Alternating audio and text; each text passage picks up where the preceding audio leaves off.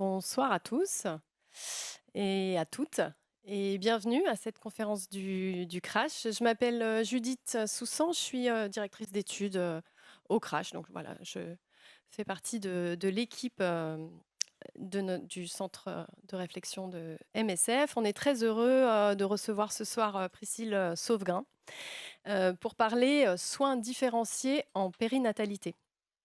Alors Priscille, est sage-femme clinicienne, hein, depuis, 1998, si je ne me trompe pas. Elle est également, maîtresse de conférences en maïeutique à la Sorbonne et elle est, également sociologue et c'est une double casquette, sage-femme, chercheur, qui n'est pas courante, je pense, et c'est une double compétence, une double légitimité, qui a justifié notre invitation ce soir afin de pouvoir, bénéficier de ce regard, de sciences sociales sur les pratiques, des soignants, dans des maternités, d'Île-de-France, à partir des recherches qui ont été menées par Priscille, pour sa thèse d'abord et puis, au-delà.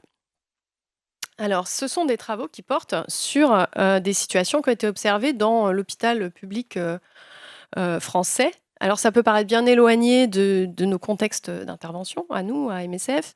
On va pas ici trouver, des similitudes évidentes avec, nos situations, mais ce qu'on va pouvoir glaner ce soir, je pense, comme souvent d'ailleurs, hein, dans les conférences, du Crash, c'est des échos, des résonances avec, nos situations d'intervention, et avec les questions qui se posent, aux équipes. Alors bon, ces échos et ces résonances, vous allez, les percevoir, ne serait-ce que parce que le champ de la périnatalité, on peut considérer qu'à MSF, c'est quand même quelque chose qui nous concerne, assez naturellement. Hem, je souhaite quand même dire un mot de ce qui nous a semblé à nous, au Crash, particulièrement motivant dans le fait d'inviter Priscille. Alors le plus immédiatement, évident, c'est le fait que les travaux de Priscille s'intéressent aux discriminations. Au sein de MSF, les débats, ont été, quand même nombreux ces dernières années autour de ces questions de discrimination, de racisme, de la nécessité de décoloniser MSF. Mais ce sont, des débats qui se sont pas mal concentrés, qui ont pas mal porté sur la question, du déséquilibre de pouvoir, au sein de notre personnel.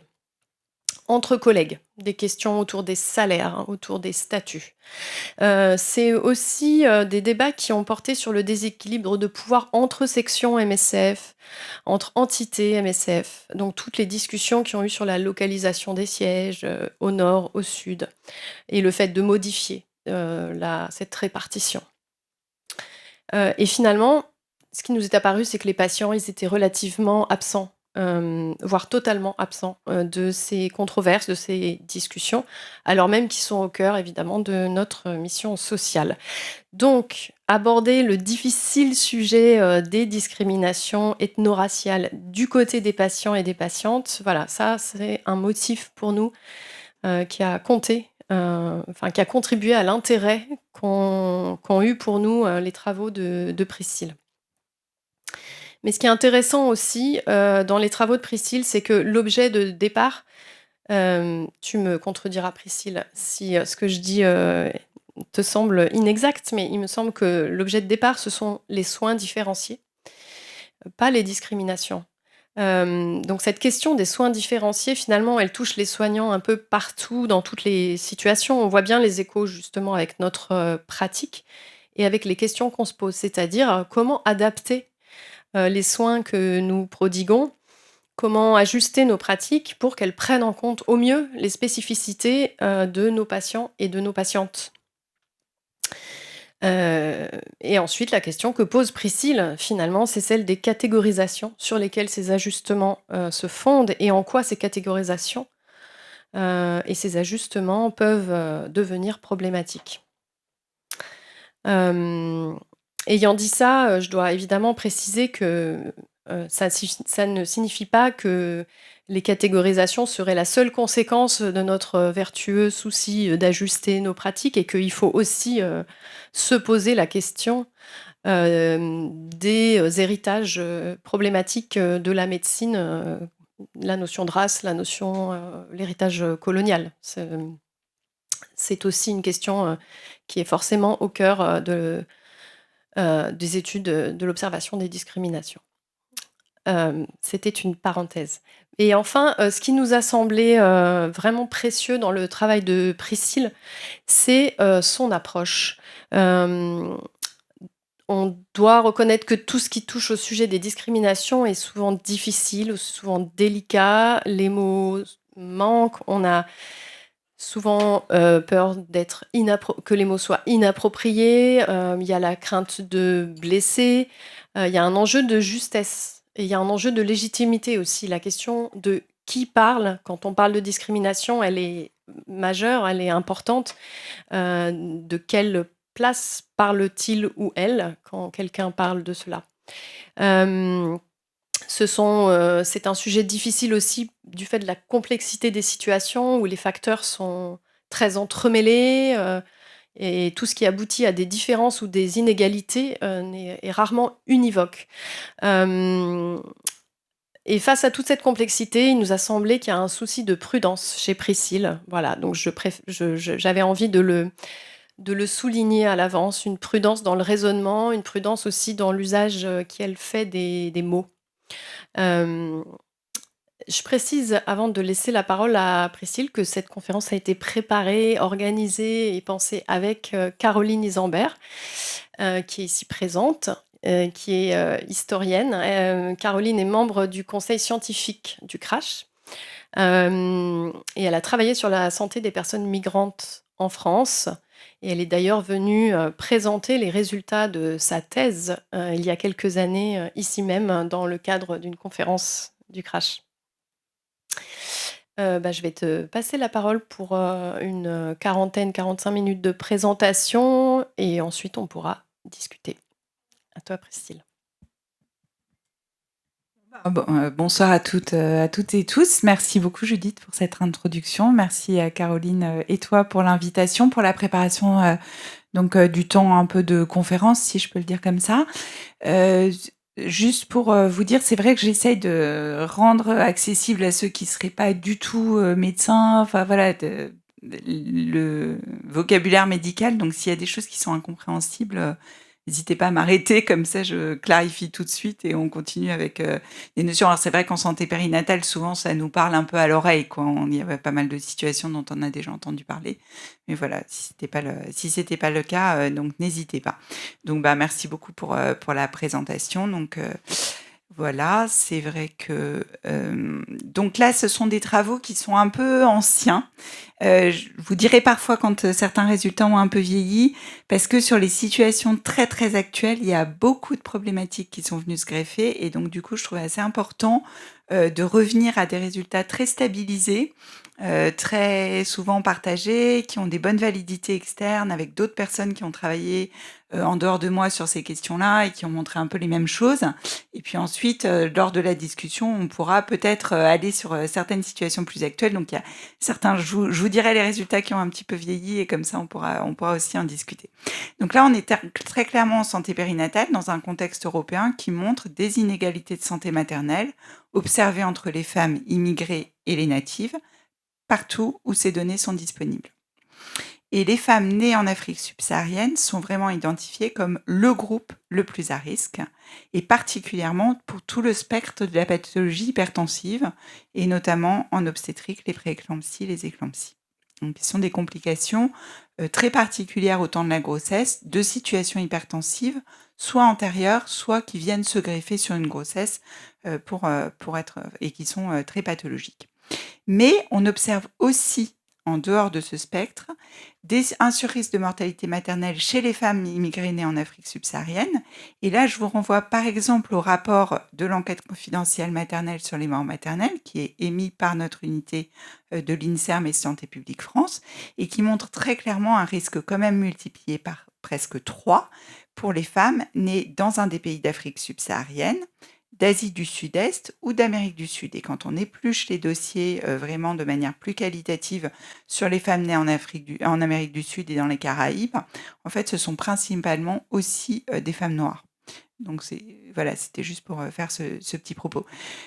Donc du coup, et ce surrisque, alors on est sur des très très petits chiffres de mortalité maternelle en Europe. On n'est pas du tout sur les situations qu'on observe dans des pays dans lesquels vous avez des missions qui sont développées, dans lesquels voilà. Mais on est sur en 80 à 100 morts par an, donc ça n'a vraiment rien à voir en termes d'échelle. Mais les tests statistiques adéquats montrent quand même ce surrisque. Et ça, c'est une donnée qui est retrouvée à l'étranger. Elle est retrouvée en Suisse, au Royaume-Uni et en Suède. Sur les données françaises, qu'est-ce qu'on a? On a beaucoup, beaucoup de données en réalité, surtout depuis les années 2010. Pourquoi? Parce que c'était des statistiques en fait qui ont été très établies sur les groupes en fonction des continents de naissance, puis plus du tout, puis à nouveau. Donc maintenant, on a beaucoup de données.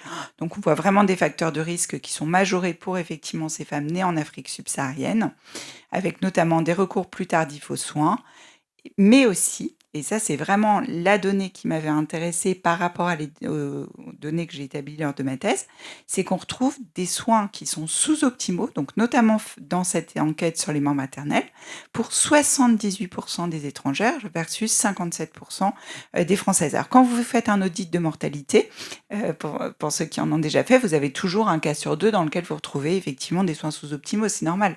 Vous arrivez tout à la fin de l'accident, donc vous revoyez des choses qui se sont mal passées en cascade. Presque 80%, c'est vraiment beaucoup. Donc ça attire quand même l'attention sur qu'est-ce qui se passe dans les soins. Pour les études socio-anthropologiques des inégalités sociales de santé, donc c'est vraiment un champ qui a été ouvert notamment par Pierre Ayache, par toute une équipe de Pierre Chauvin, enfin toute une équipe de gens dont on connaît bien les travaux. Et puis, en fait, ça reste quand même assez difficile à étudier. Pourquoi? Parce qu'il y a une forme d'impensé. On est au pays de l'accès aux soins pour tous, donc évidemment, si je dis ça ici, ça fait rire, mais bon, dans l'esprit de pas mal de gens, ça reste vrai. Ensuite, c'est très difficile à penser pour soi-même, donc il y a une réelle, quelque part, responsabilité du chercheur, c'est-à-dire je viens vous interroger sur des situations qui font que, de par vos conditions de vie, votre santé se dégrade. C'est extrêmement pénible, en fait, pour la personne interrogée. Donc, voilà, il y a aussi un peu une responsabilité par rapport à ça. C'est difficile à penser pour soi-même, c'est difficile à penser pour les soignants, on y reviendra. Et puis, il y a un cloisonnement disciplinaire en France qui reste quand même très fort, il faut le dire. Donc du coup, travailler ces questions vraiment en interdisciplinarité, c'est pas si évident et on n'avance pas non plus très vite parce qu'on a d'un côté des productions sociologiques, mais qui en fait se discutent beaucoup dans des milieux de sociologie ou des milieux académiques, et beaucoup de productions épidémiologiques qui se discutent dans des congrès médicaux et dans des entre-soi aussi. Donc c'est un petit peu quelque chose sur lequel, enfin voilà, on est quand même plusieurs à essayer de travailler pour faire bouger les lignes, mais finalement c'est assez lent. Alors moi, la notion que j'aime bien, c'est celle que Didier Fassin et son équipe avaient amenée dans les années 90 autour des prises en charge du VIH-Sida, qui sont celles des soins différenciés. Et il montre très clairement qu'il y a un accès différentiel aux soins, et puis aussi, une fois intégré dans les soins, un abaissement ou une hausse des normes de prise en charge. Et voilà, donc je vous propose dans un premier temps vraiment de travailler autour de cette question-là, des soins différenciés, parce que du coup, ça fait une définition très claire et très entendable, me semble-t-il, de toutes parts. Effectivement, là, on va être plutôt sur des soins différenciés qu'on n'a pas réussi à fonder médicalement. Ça, c'était un des apports, par exemple, de Marguerite Cognet. Pour l'instant, en France, on pense encore que dépister toute la population sur le risque de la drépanocytose ou d'autres pathologies de l'hémoglobine, c'est pas utile parce que, effectivement, ça coûterait très cher pour finalement un rendement assez faible de dépistage. Donc là, on serait, par exemple, sur le dépistage ciblé de la drépano, sur des soins fondés sur des données épidémiologiques, donc différenciés mais fondés.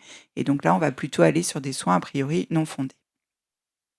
Alors, le premier travail que je voulais vous présenter, c'était mon travail de thèse, qui s'est appelé « Les trajectoires de soins de femmes africaines en maternité publique ». Et l'idée vraiment de cette unité de migration et société, donc l'URMIS, dans laquelle j'ai fait ma thèse, c'était de se dire, en fait, africaine comme une catégorie construite, en fait, qui est africaine dans le regard des soignants, à l'heure actuelle en France.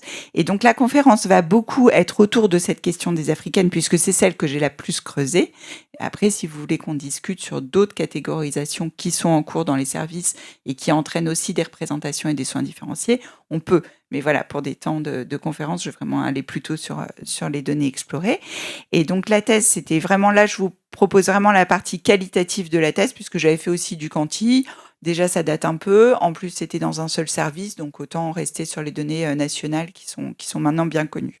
Donc, j'avais fait des entretiens semi-directifs avec 54 soignants que j'avais recrutés. À l'époque, ça se faisait beaucoup par effet boule de neige, donc d'abord dans mon premier réseau, puis ensuite qui m'adressaient vers des collègues à eux qui travaillaient plus loin et qui pourraient être intéressés sur ces questions-là.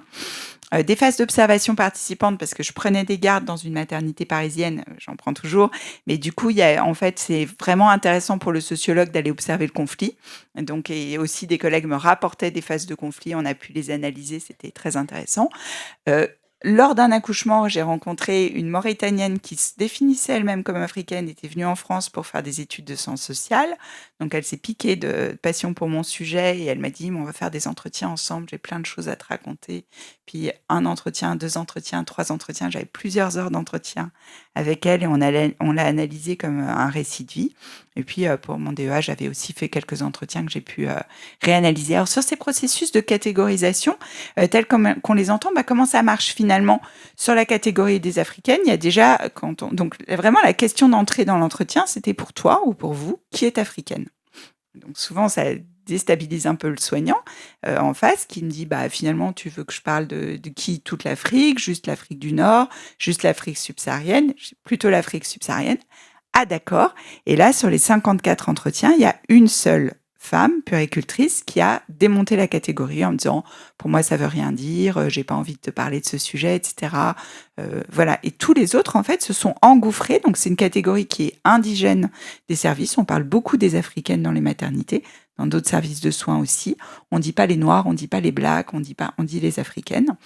Et effectivement, mobiliser en fait ce terme, ça parle aux gens, donc ils développent tout un argumentaire sur, pour eux, qui est africaine, comment ça influe sur les trajectoires de soins. Et donc, puisqu'on est dans les soins, forcément, les soignants ont repéré des problèmes ou des facilités qui leur sont posées par les femmes qu'ils identifient comme telles, et ils le racontent très volontiers dans les entretiens. Et puis, parce que c'est pas du tout l'approche de l'URMIS, j'avais pas du tout de questions autour de la culture de ces femmes ou de ces couples. Et en fait, il y a énormément de verbatim autour de la culture africaine au singulier, hyper alimentée.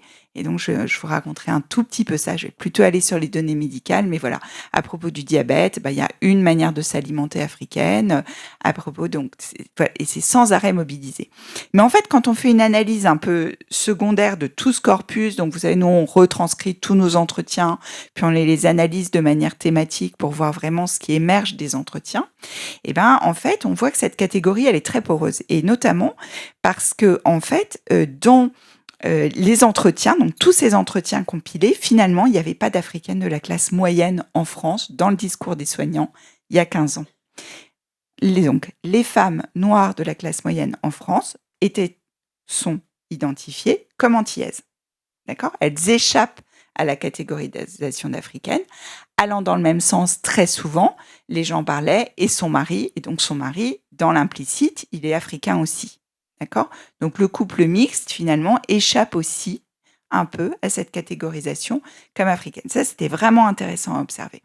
Autre chose, parfois, il y a des sous-catégories qui apparaissent. Donc, le soignant s'arrête et dit « Alors, je te dis ça, mais en même temps, c'est très différent selon le temps d'arrivée en France, selon si madame vient du Sénégal, du Mali ou du Cameroun ou du Congo. » Et donc, il y avait à ce moment-là ces 3 catégories qui apparaissaient, donc les Sénégalaises, les Congolaises et puis les Camerounaises. Et donc, c'est intéressant parce qu'en fait, ces catégories, elles se réifient aussi sur des connaissances que les uns et les autres ont des vagues d'immigration. Et c'est vrai que sur la migration subsaharienne en France, il y a eu beaucoup de migration des classes supérieures, intellectuelles, etc. Et puis beaucoup de migration aussi de travail, de classes plus populaires. Et puis ensuite, c'est venu aussi s'insérer dans l'ensemble du spectre sociologique français, mais un peu secondairement. Et donc, on voit que les représentations des soignants, elles sont restées un peu figées sur des apports antérieurs.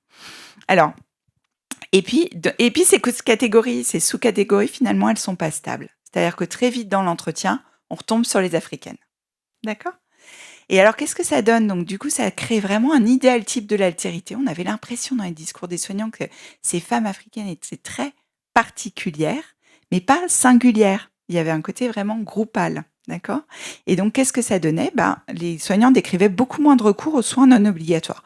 Tu vois, par exemple, je fais des petits verbatims qui sont issus d'entretiens nombreux. Tu vois, par exemple, les cours de préparation à la naissance, elles viennent pas, c'est pas dans leur culture. Et je dis: «Ah bon, c'est intéressant» parce que dans les entretiens que j'ai menés l'année dernière, il y avait plusieurs femmes qui ne savaient pas que ces cours étaient mis en place.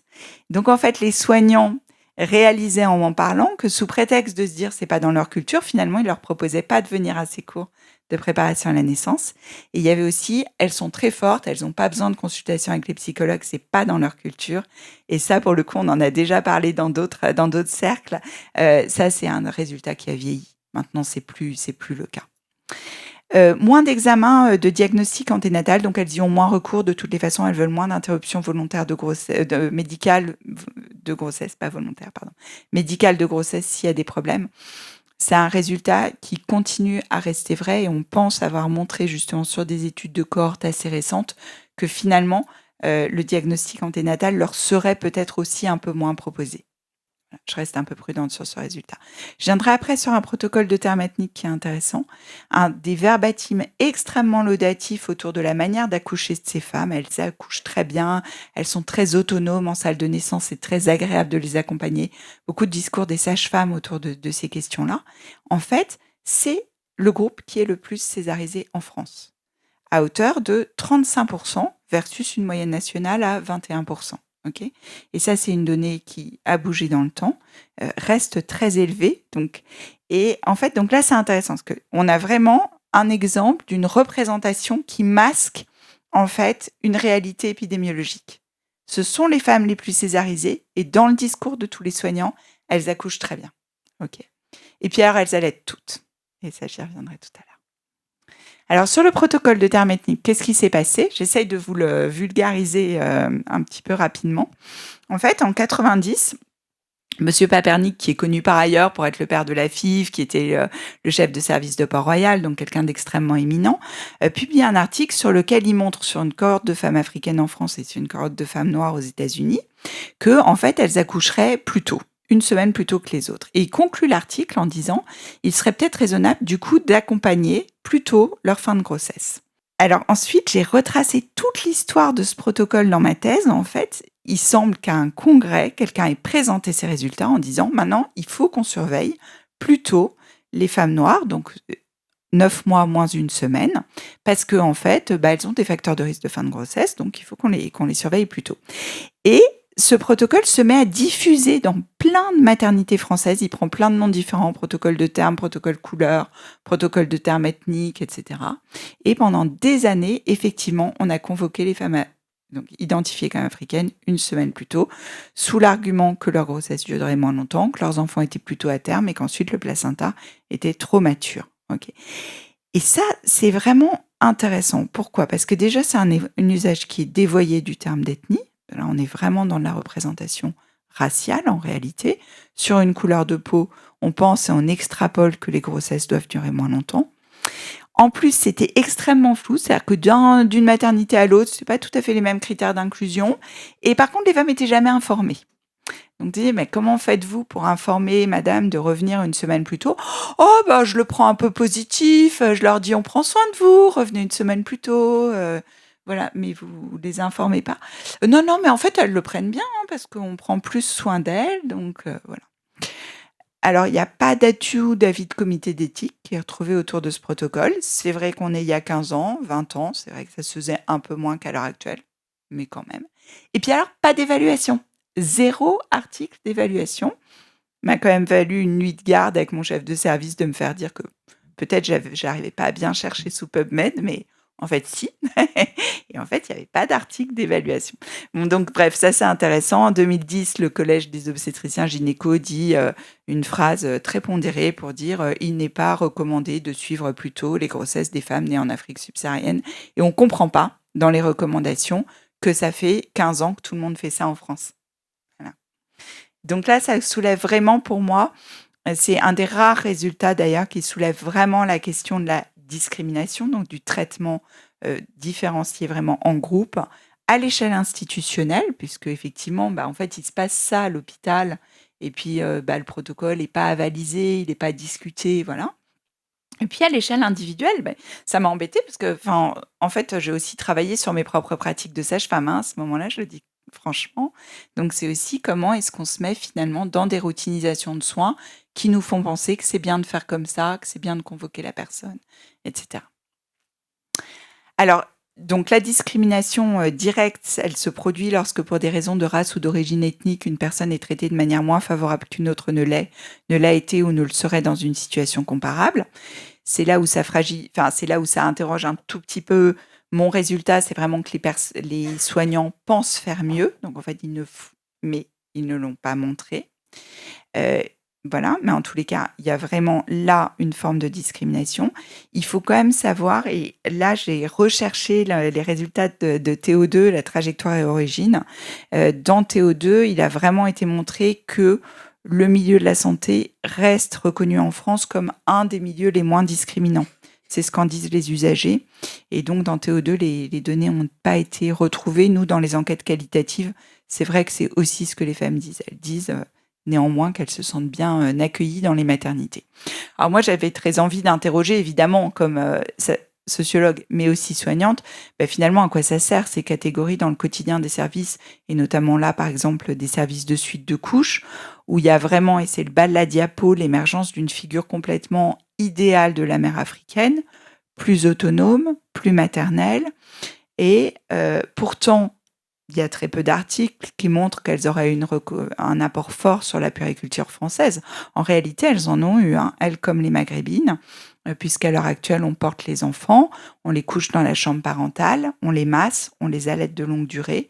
Et ça, c'était des choses qui se faisaient très peu dans la puériculture française, bien qu'effectivement, on retrouve quelques écrits ponctuels, mais ça se faisait très peu. Et effectivement, ça a été vraiment une co-construction des normes de parentalité, principalement avec ces groupes de femmes quand elles sont arrivées plus massivement dans le cadre des regroupements familiaux dans les années 70. Ensuite, c'est vraiment quelque chose de l'ordre du comportement routinier dans les soins. Ça a été montré par plein d'auteurs, en fait. C'est très pratique quand en suite de couches, vous vous dites qu'une femme n'a pas beaucoup besoin de vous parce qu'elle se débrouille très bien toute seule, ça vous permet d'aller beaucoup plus vite.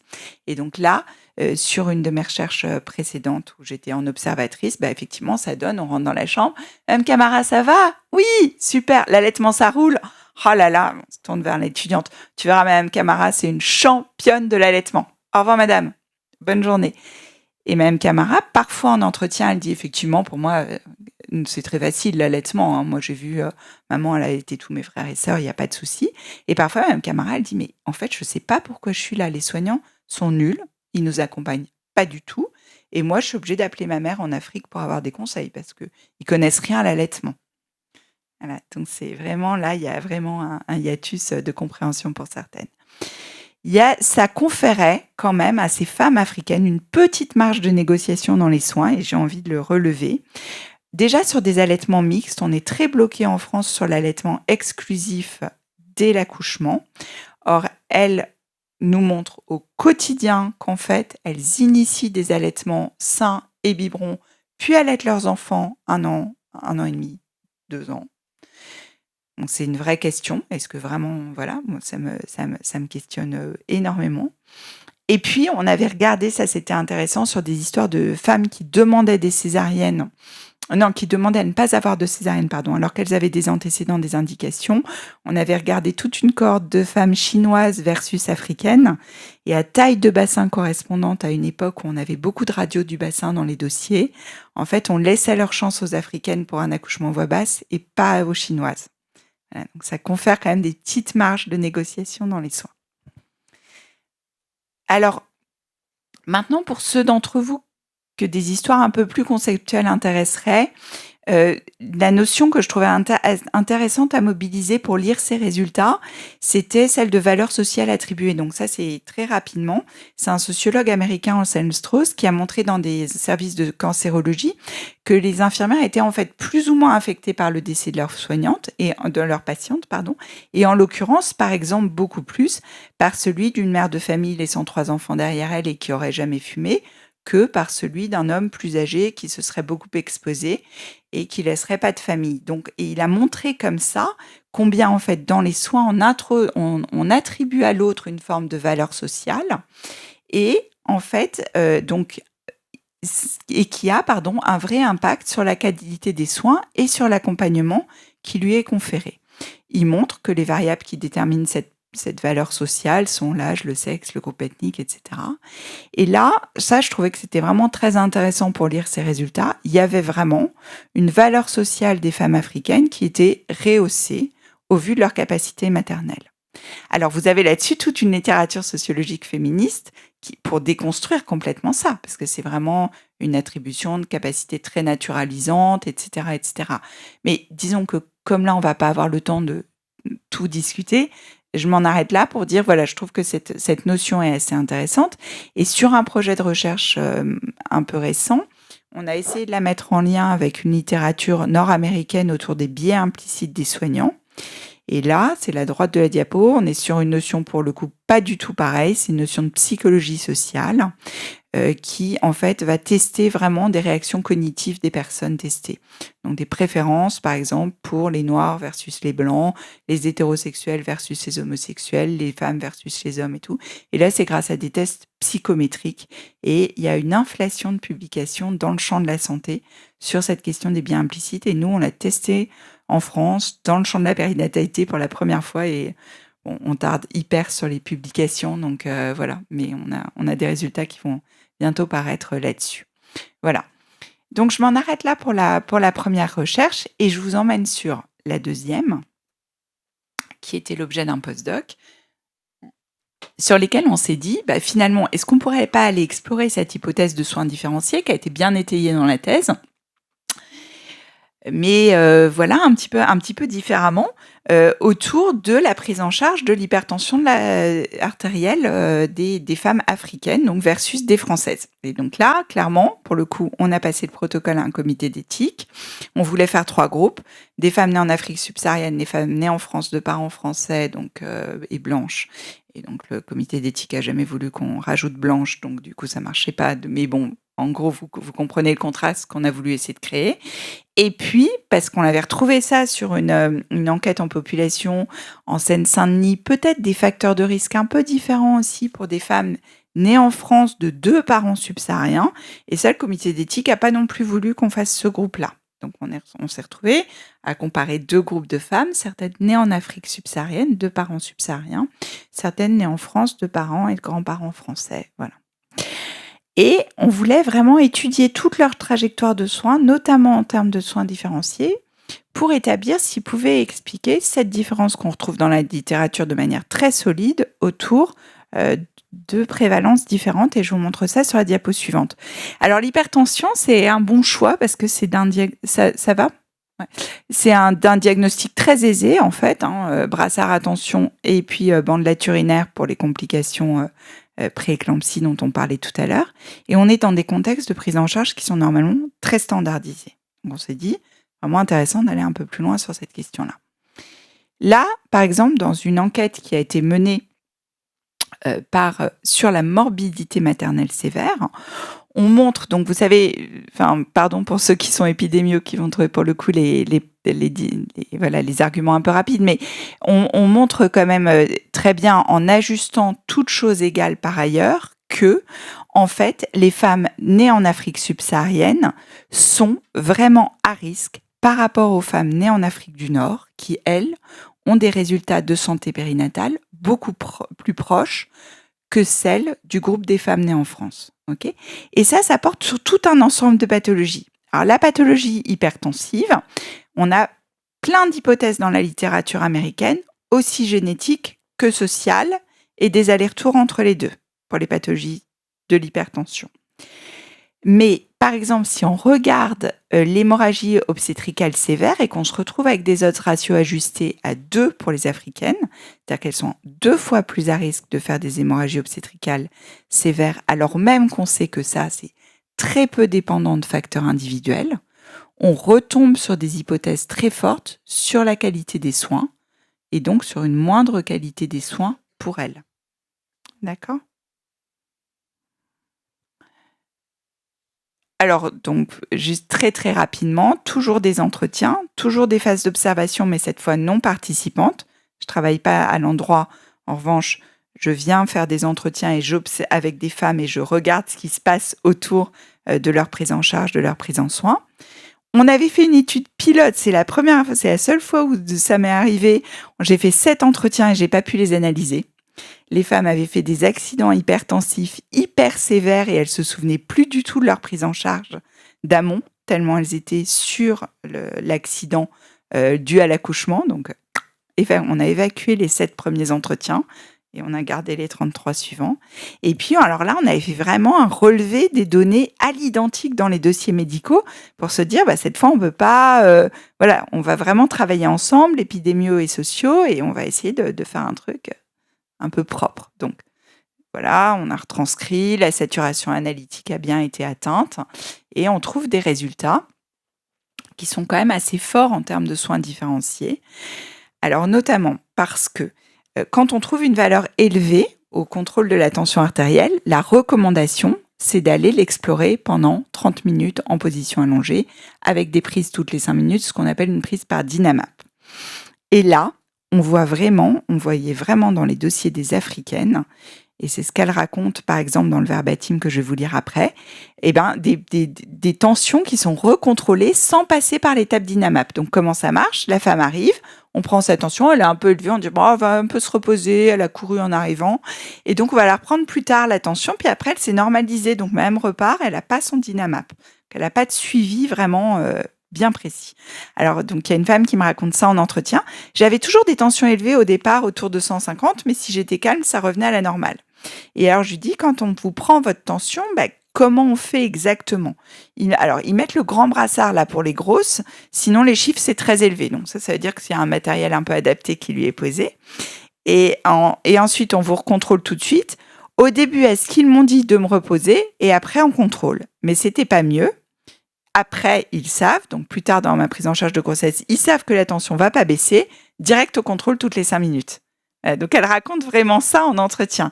Et celles pour qui ça s'est pas passé pour cette grossesse-là, parce qu'elles avaient des antécédents hypertensifs, donc les soignants les avaient repérés, ils les screenaient plus rapidement, elle raconte exactement ça, la même séquence pour la grossesse précédente. Voilà. Aussi, la petite bandelette de protéinurie. Donc, normalement, si vous trouvez une protéinurie positive, vous devez envoyer pour un échantillonnage labo. Et ça aussi, beaucoup plus rarement. En fait, très souvent, on retrouve dans les dossiers que madame a fait une, deuxième bandelette urinaire, voire une troisième. Et ça, dans les dossiers des Françaises, jamais. Okay, donc on est renvoyé. Alors pour ceux ou celles qui sont passées par là, pour celles qui sont passées par là, c'est très pénible, avec le gros ventre, le petit pipi dans le pot, et tout ça, c'est extrêmement pénible. Donc le faire une deuxième fois puis une troisième, c'est très très pénible. Voilà. Donc et ensuite on n'a finalement pas de valeur fiable non plus sur lequel arrêter le diagnostic. Et puis des protéinuries. Alors ça c'est un débat un peu entre les obstétriciens et les néphrologues. Des protéinuries plus souvent négligées, donc sur des valeurs un peu limites. Mais ce qui était frappant dans les dossiers des Africaines, c'est que c'était à plusieurs consultations consécutives. Et donc, en fait, il y a toute une espèce de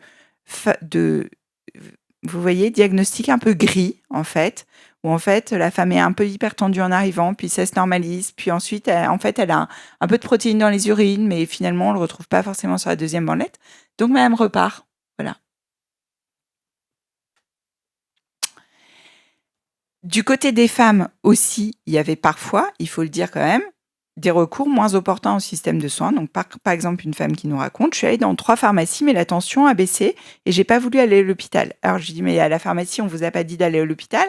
Non, comme la tension avait baissé. Et à l'hôpital, on vous disait pour la tension, on vous disait, quoi ? Qu'elle était élevée, mais qu'après, à chaque fois, elle se rabaissait. Et ce sont eux qui vous ont dit d'aller à la pharmacie. Non, c'est moi quand j'ai gonflé. Donc, les œdèmes, c'est vraiment un des signes cliniques de la prééclampsie, donc elle gonfle, elle va en pharmacie, sauf que cette femme, en l'occurrence, elle va dans 3 pharmacies différentes. Donc en fait, elle passe vraiment entre les mailles du filet. Il n'y a pas non plus une pharmacienne qui se dit: «Mais attendez madame, là ça fait 3 fois que vous venez. En fait, il faut aller à l'hôpital, il ne faut pas revenir ici». Donc il y avait aussi des loupés de soins de la part des femmes dans cette étude. Voilà. Par contre, et ça c'est un résultat qui est assez important et que je retrouve là dans l'étude récente sur les biais implicites, c'est vrai qu'en cas de complications vraiment sévères, en cas de tableau vraiment sévère, les soins différenciés, ils n'ont pas été retrouvés. Donc les femmes arrivent à l'hôpital avec des tableaux sévères. Parfois, ils se sont dégradés. On ne saura jamais, en fait, s'ils se seraient dégradés de toutes les façons ou s'ils ne se seraient pas dégradés si elles avaient été mieux prises en charge. Mais, en tous les cas, elles arrivent avec des tableaux sévères et là, elles bénéficient du protocole. Toutes de la même manière, du même type de protocole, du même type de prise en charge. Voilà.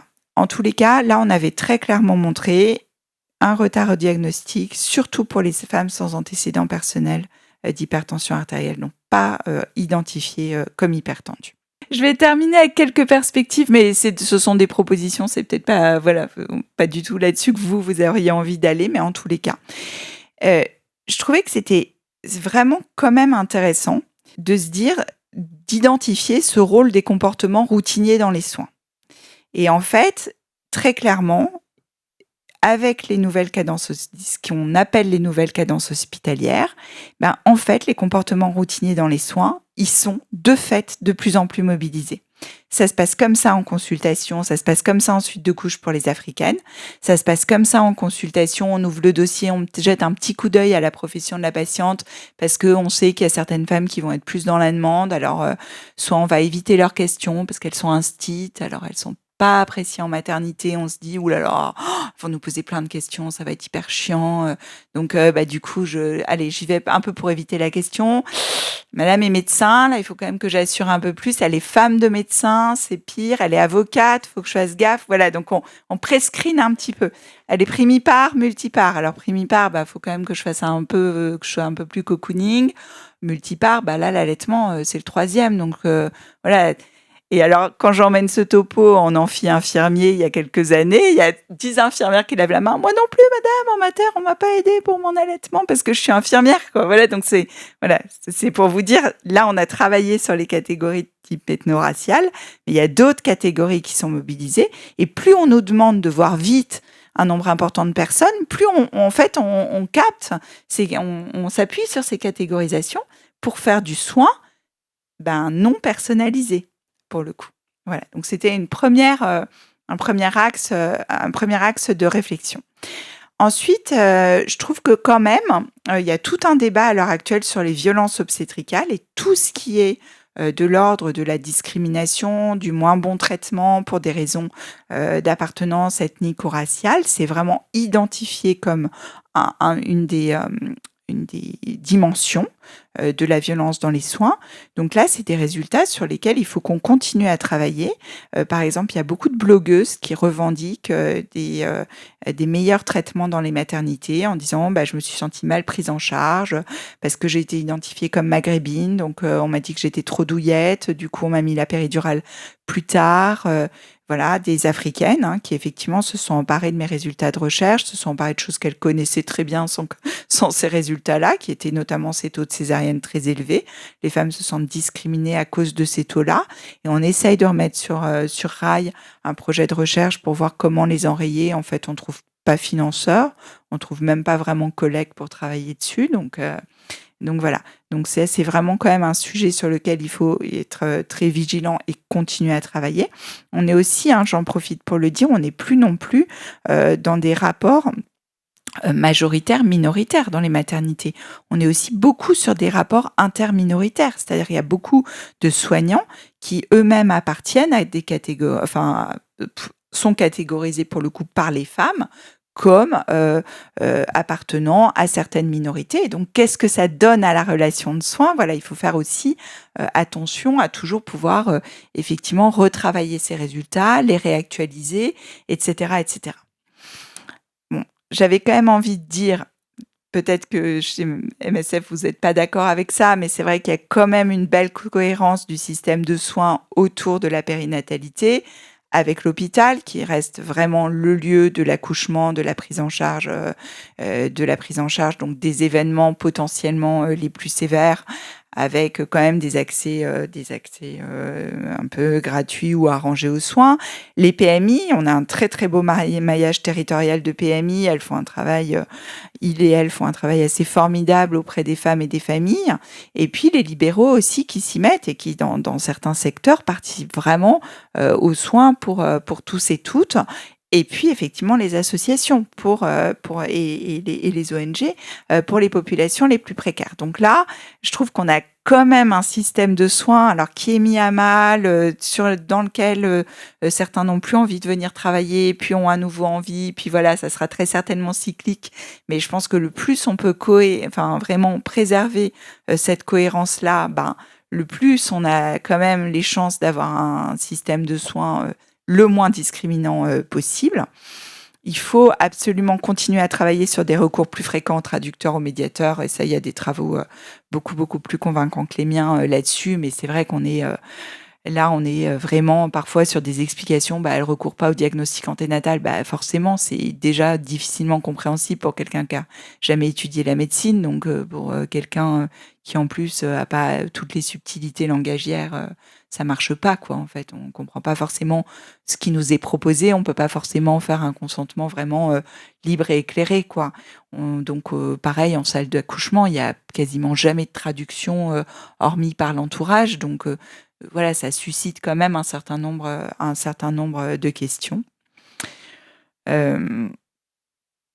Là où ces résultats ont vraiment vieilli, c'est que malheureusement, dans nos maternités, on a de plus en plus de femmes qui sont vraiment sur des parcours migratoires, post-migratoires, d'une violence inouïe qu'on n'envisageait même pas pouvoir fréquenter au quotidien il y a quelques années, et qui sortent de nos maternités à la rue. Donc ça, c'est vraiment un énorme souci. Et là, on arrive, nous, au niveau du système, bon, bref, c'est pas ici, j'ai même pas besoin de le dire, mais voilà, il y a un vrai plaidoyer quand même à poursuivre autour de la stabilisation de l'hébergement. Alors, on nous a sorti un magnifique rapport des 1000 jours. Il y a exactement 2 pages qui concernent les situations de vulnérabilité sociale et de précarité dedans. Et or, l'objet de cette concertation des 1000 jours, c'était de lutter contre les inégalités sociales de santé précoce. Donc là, on est sur les inégalités sociales de santé précoce pour une population déjà très bien intégrée. Voilà, on n'est pas du tout en fait sur des vraies réductions des inégalités sociales de santé précoce. Et ça ne peut passer, à notre sens, à plusieurs d'entre nous et sûrement vous tous, que par la stabilisation de l'hébergement, au moins pour la période de deuxième, troisième trimestre de la grossesse et jusqu'aux 2 ans de l'enfant, parce que là, on a des femmes, en fait, c'est même plus des tissus sociaux, des liens sociaux qu'elles ont, c'est des petits bouts, quoi, des petits bouts de fil. En fait, je m'étais fait une copine, elle me garde les enfants pendant que je suis à ma terme, et demain, elle retourne bosser. Mais, ah bon, mais vous la connaissez depuis longtemps? Bah non, 15 jours. Waouh, enfin, c'est hyper violent, quoi. Voilà.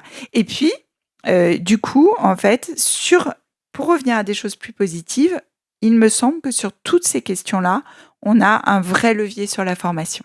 Voilà, la formation initiale, gentil coucou aux étudiantes qui sont dans la salle, et la formation continue, parce que effectivement, il y a une vraie appétence de la nouvelle génération des soignants de demain autour de ces questions-là, une vraie préoccupation.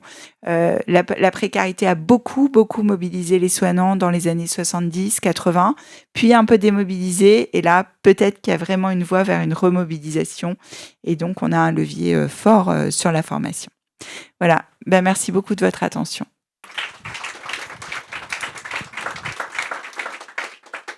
Merci beaucoup, Priscille. C'est une conférence très dense, très intéressante, mais il y a beaucoup de finesse, de détails, de nuances, dont peut-être certains mériteront des éclaircissements. Et donc, n'hésitez pas à prendre la parole, soit pour poser des questions, faire des commentaires sur des sujets qui vous préoccupent en lien avec l'intervention de Priscille, ou pour des simples questions de clarification. Je pense qu'il ne faut pas du tout hésiter. En attendant que des mains se lèvent, je ne sais pas si Caroline, tu avais, une question? Moi, je peux aussi ouvrir le bal, si tu veux, mais vas-y, tu J'avais peut-être justement une question de clarification sur quelle est ton hypothèse. On a bien compris que pour les femmes qui sont étiquetées comme africaines, il y a une prise en charge suboptimale sur l'hypertension. Et est-ce qu'il y a une rationalisation? Est-ce que les soignants disent, enfin, comment ça s'explique? Est-ce qu'il y a une revendication de dire, ben, pour elle, il vaut mieux attendre, etc. Ou est-ce que c'est complètement implicite ce traitement différencié?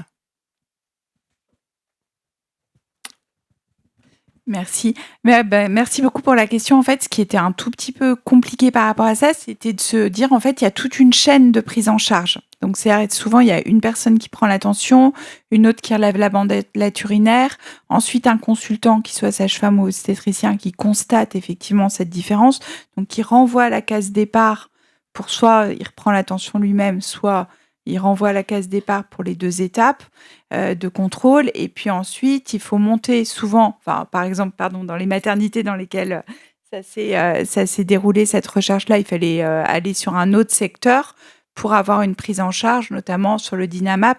Donc, la prise en charge sur 30 minutes, elle n'est pas disponible dans la consultation.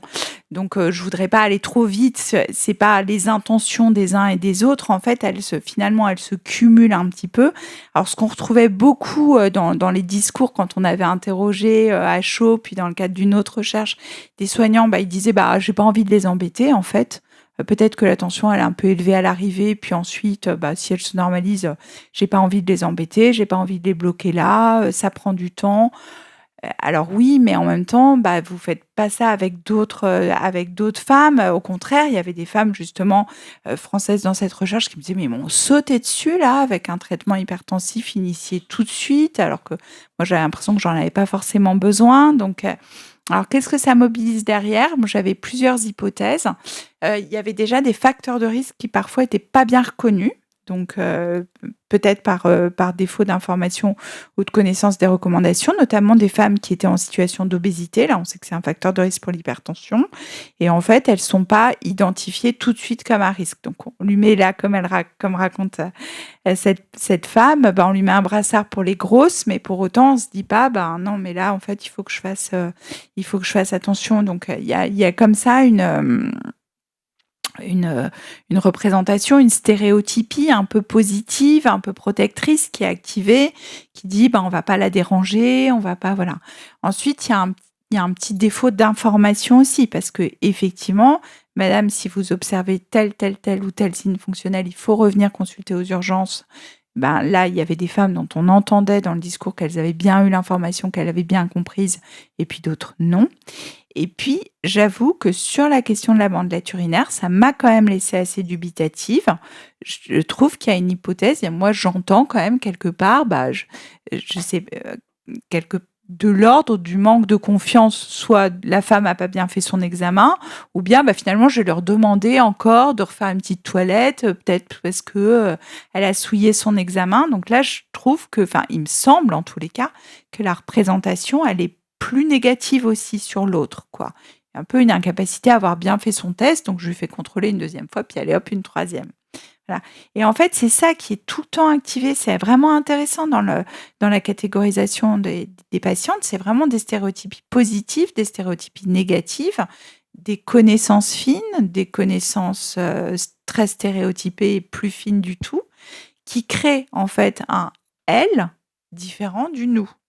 Voilà. Et donc, dès qu'il y a généralisation, ça marche pareil dans le sexisme, ça marche pareil dans le racisme.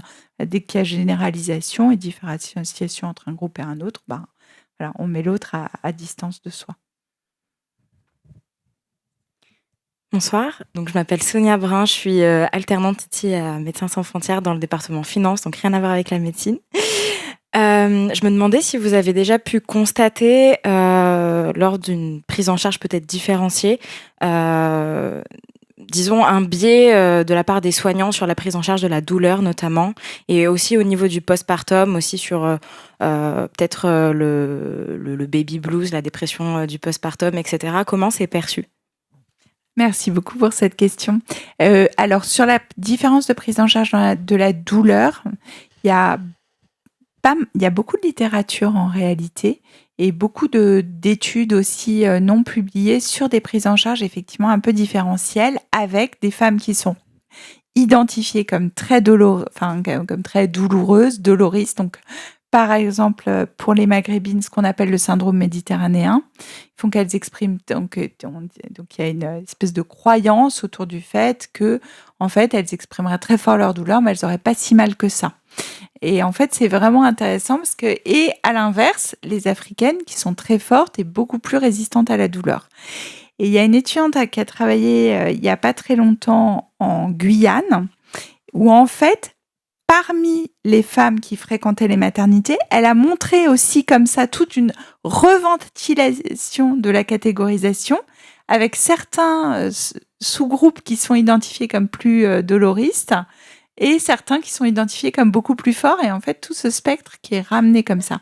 Alors ensuite, là, dans la dernière étude dont j'ai parlé, on a essayé de regarder si les unes ou les autres avaient plus tard la péridurale sur une grosse base de données, et on n'a pas retrouvé de données différentielles.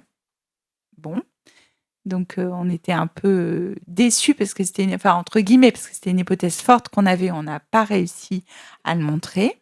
Et il y a beaucoup de femmes qui disent, moi j'ai l'impression qu'on n'a pas écouté ma douleur parce que voilà, justement, on m'a identifié. Et puis sur ce syndrome méditerranéen, c'est super intéressant parce qu'on retrouve dans la littérature, l'ancienne littérature médicale, un syndrome dit transalpin qui touchait les Italiennes de la même manière, et les soignants les décrivaient comme très plaignantes, très doloristes, et peut-être qu'il ne faut pas prendre en compte cette douleur qui n'est pas une vraie douleur et tout ça.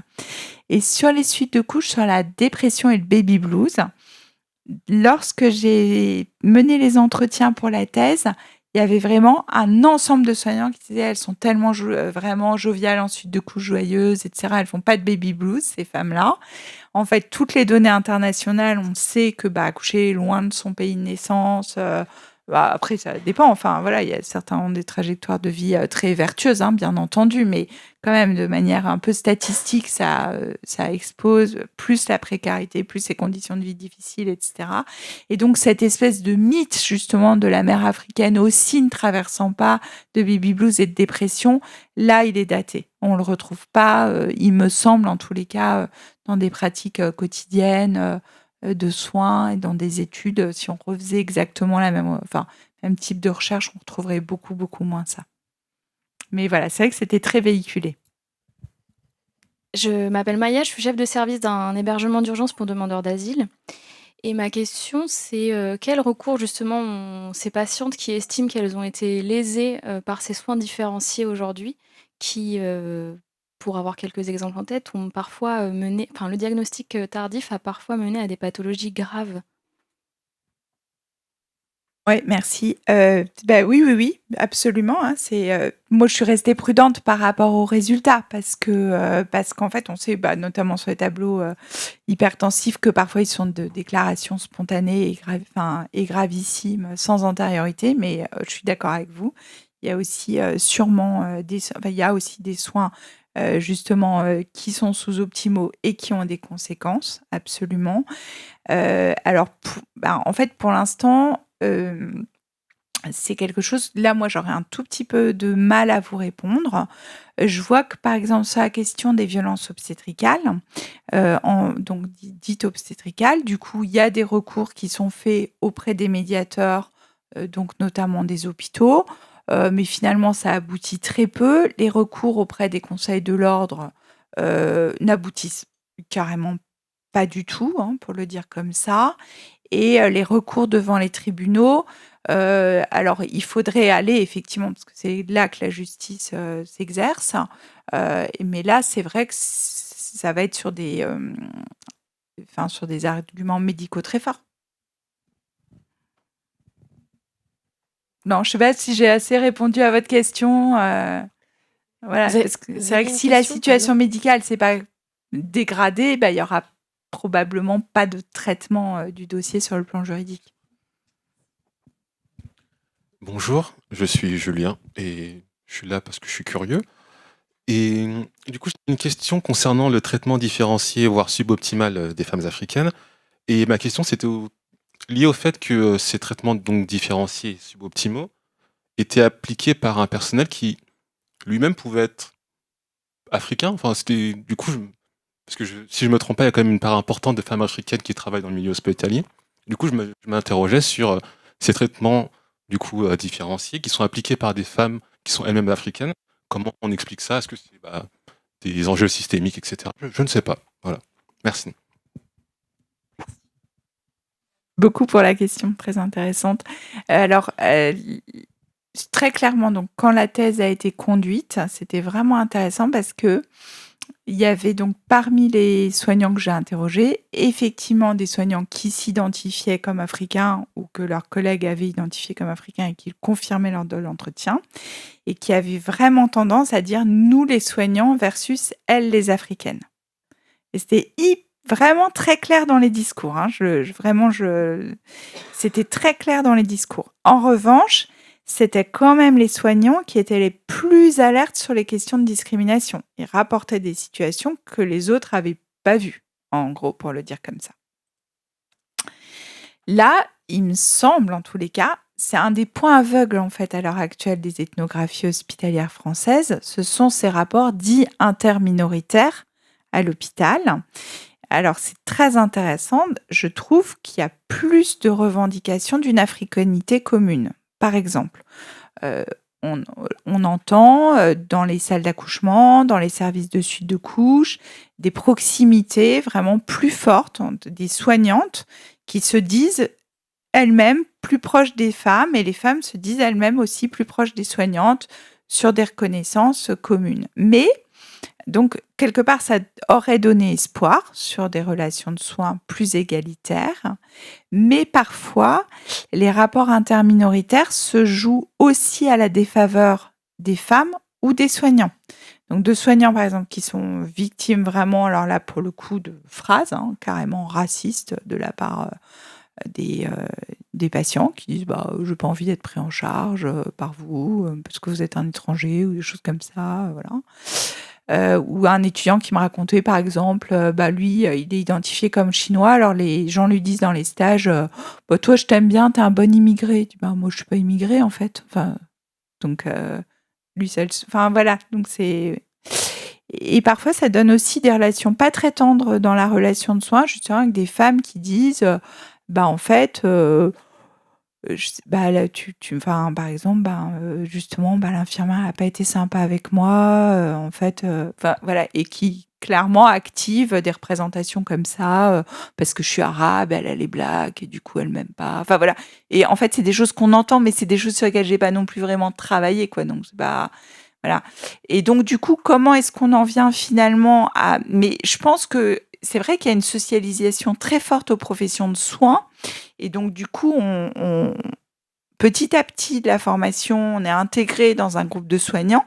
Donc, le fait de se dire, finalement, je ne réinterroge pas le protocole, qui que je sois, ça ne me semble pas complètement illogique. Ce n'est pas évident d'aller déconstruire un protocole qui se fait partout, dont on pense qu'il est fondé sur des données de la science probante. Donc maintenant, on apprend plus à nos étudiants à avoir des lecteurs critiques d'articles. Et puis en fait, après, par exemple, moi, j'arrive avec des résultats comme ça, j'ai fini ma thèse, je retourne à l'hôpital. En fait, je suis sage-femme, je ne suis pas décisionnaire dans la hiérarchie médicale. Donc, fois que j'ai dit à mon chef de service, je ne pense pas qu'on devrait faire ça, il me dit, OK, d'accord, écoute, on va attendre les prochaines recos. Enfin, voilà. Donc, on est pris aussi dans les logiques aussi parfois, soit routinières, soit hiérarchiques, voilà, qui, en fait, ça ne m'étonne pas forcément que certains ne se disent pas, je vais être hyper alerte là-dessus, quoi. Alors, il y a une question à distance, mais j'attrape le micro pour prolonger la question qui vient d'être posée, pour savoir si, dans quelle mesure tes travaux te permettent de faire jouer, de faire exister le critère social. Parce que tu as mentionné au début, quand tu parlais des catégorisations, comment des femmes qui font partie qui sont de classe moyenne deviennent antillaises, sortent de la catégorisation africaine. Donc on voit bien que les catégorisations raciales sont traversées par la question de la classe. Donc comment ce critère-là peut aussi entrer en ligne de compte dans des rapports entre interminoritaires, entre personnes pareillement racisées. Et je pense que ça peut du coup faire aussi écho à nos situations dans lesquelles cette question de la classe est sans doute aussi assez présente. Oui, merci beaucoup. Bah là, alors ça, c'est vrai, ça, c'est vraiment des travaux qui ont été menés dès les années 60, 70, et il y a beaucoup en fait de travaux là-dessus, comment dire, du PAIR social, PAIR, qui du coup échappe à d'autres types de catégorisation parce qu'on développe une forme d'entre-soi. Donc ça, il y a toute une littérature là-dessus. Effectivement, on l'observe aussi dans les maternités. Alors, si je contourne un tout petit peu ta question, là où je trouve que la notion de valeur sociale attribuée telle que l'a développée Strauss, elle marche très bien, c'est qu'en fait, lui, il montre très clairement que le patient idéal pour l'infirmière, c'est pas du tout le patient idéal pour le chef de service. Et donc, il le montre très, très bien dans les services d'onco dans les années 60, mais ça marche encore à l'heure actuelle. Pour le chef de service, le patient idéal, c'est le député qui lui fait l'honneur de venir se faire soigner dans son service ou le ponte universitaire. Et puis, l'infirmière, elle se dit, mais il est extrêmement chiant, très dédaigneux avec nous, c'est pas du tout le patient idéal. Voilà, donc ça joue effectivement, c'est toujours très traversé par tout ça, complètement. Mais vraiment, j'ai vu des choses assez intéressantes. Mais après, si d'autres veulent peut-être témoigner ou apporter des idées un peu nouvelles, mais j'ai vu des choses assez intéressantes en staff. Par exemple, on commence à dire, alors voilà, je vais parler de Madame une telle, donc on donne son nom de famille, voilà. Et donc, c'est une troisième part, elle est née au Mali, elle a ceci, cela, donc elle a un diabète, un machin, une situation d'obésité. Elle est par ailleurs pédiatre, et là, on voit que tout le monde est hyper déstabilisé parce que c'était pas du tout là. Ils n'étaient pas du tout partis comme ça sur le tableau de prise en charge. Et donc, ils disaient, ah ouais, alors, voilà. Donc, voilà, c'est intéressant. Oui, bien sûr, c'est toujours à l'œuvre. Bien sûr que là, quand je dis il faut des traducteurs en maternité, non, il y a plein de femmes qui n'en ont pas besoin, évidemment, bien entendu. Mais il y a aussi des gens qui en ont besoin et auxquels il faut faire attention. Enfin, voilà, c'est... voilà. Et après, c'est vrai que j'avais eu beaucoup de confidences lors des entretiens par des collègues qui disaient, tu vois, donc moi, alors par exemple, mais on en a reparlé très récemment avec cette collègue, elle m'a dit que c'était toujours le cas, donc je raconte son histoire. Elle dit, moi, je suis aide-soignante à l'hôpital, et donc elle est née au Congo. Alors elle racontait justement assez volontiers que les gens la prenaient plutôt pour une Guadeloupéenne.